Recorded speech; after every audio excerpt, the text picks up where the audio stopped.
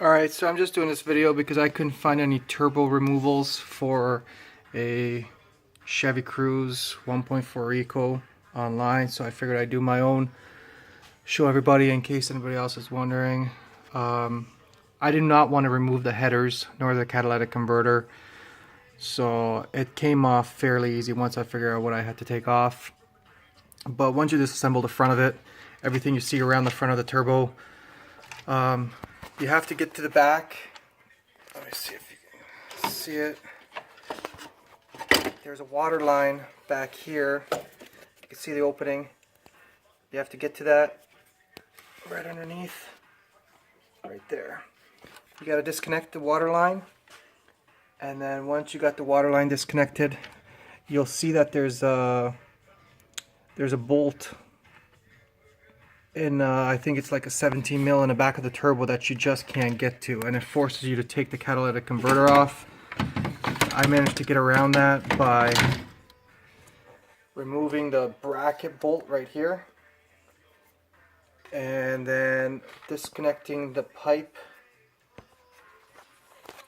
So I removed the bracket bolt right here. I disconnected the water line right up here. I moved it out. So when I separated the turbo from the cat over here, oh, it's just so dark. So when I separated the turbo from the cat, what I did was I just pulled it out.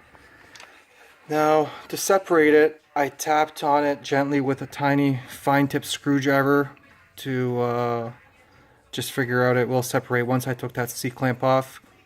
And then on each end I took bigger and bigger screwdriver. I kept on going in on both sides, hammering away as it came apart. Once it fell apart, it came right out.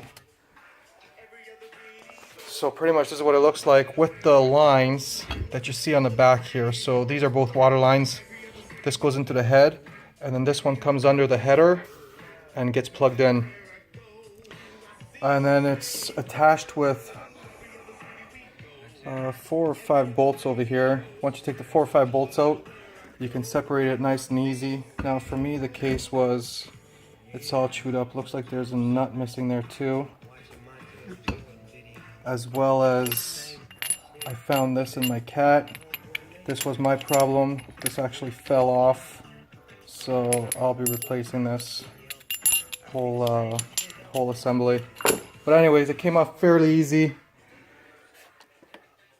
If you have any questions, just post it. I'll do my best to